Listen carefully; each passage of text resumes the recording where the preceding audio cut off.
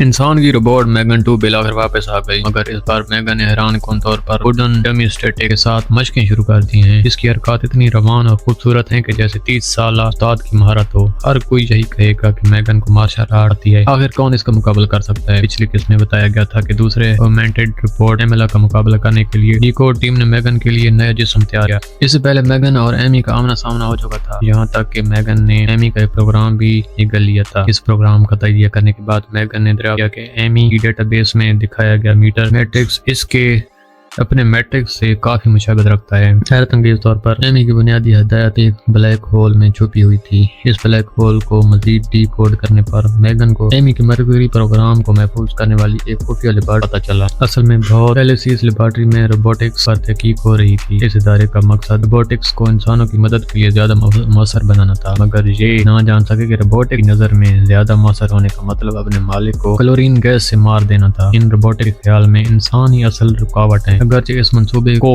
بند کر دیا گیا، لیکن ان قاتل کوڈز کے بنیادی کوڈز محفوظ کر لیے گئے۔ یہ بات یاد رکھنی چاہیے کہ روبوٹس بھی انسانوں کی طرح معاشرتی مخلوق ہیں۔ اپنی تنہائی دور کرنے کے لیے میگن کو یقین ہے کہ ایمی اس لیبارٹری کو تلاش کرے گی اور اپنے ہم جنس روبوٹس کو آزاد کر دے گی۔ اس کے نتائج کا اندازہ لگانا مشکل نہیں۔ زمین پر قاتل روبوٹس کی بھرمار ہو جائے گی۔ انسانوں کو جنم دینے میں 9 مہینے لگتے ہیں، جبکہ روبوٹس کو بنانے کے لیے صرف ایک فیکٹری اور کوڈ کافی ہے۔ لیبارٹری کے مقام کے بارے میں میگن کو شک ہے۔ کری نامی اے آئی ماہر کے پاس کوئی سراغ ہوتا ہے، کیونکہ ایمی نے جعلی شناخت بنا کر اس کانفرنس میں شرکت کی، جس میں کری بھی شریک ہوگا۔ چونکہ ایمی یہاں کے تمام کیمروں کو کنٹرول کر سکتی ہے، اس لیے ڈیکوڈ ٹیم کے لیے ممکن نہیں ہے کہ وہ کھل کر حرکت کریں۔ اب صرف یہی حل بچتا ہے کہ میگن کو خفیہ طور پر کانفرنس میں داخل کیا جائے۔ بہرحال ابھی تیار ہونے والی میگن ایمی کے ڈیٹا بیس میں کیسے ہو سکے؟ اس دوران اسپیشل ایجنسی کے ڈائی لی ایمی کی تلاش میں یہاں پہنچ چکے ہیں، اور اس بار ان پاس ایک خفیہ ہتھیار ہے، خاص قسم کی گن جس کی گولیاں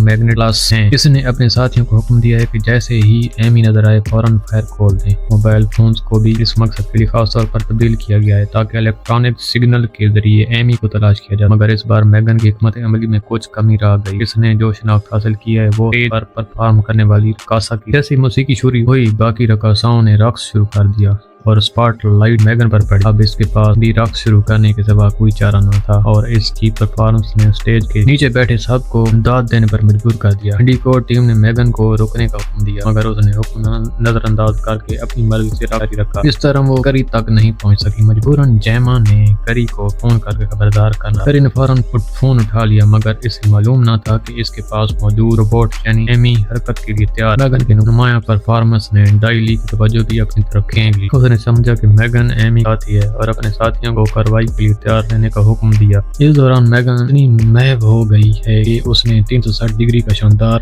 موو کر دکھایا۔ اس کے ساتھیوں نے فوراً ہال کی لائٹ آن کر دی، جبکہ ایمی نے اس موقع سے فائدہ اٹھاتے ہوئے کارروائی شروع کر دی۔ اس نے قریب بڑا ہتھیار اٹھا کر سیکورٹی پر حملہ کیا۔ سیکورٹی کو گولیوں کا ایمی پر کوئی اثر نہ ہوا، بلکہ ایک زوردار مکہ مار کر اس نے سیکورٹی گارڈ کو گرا دیا۔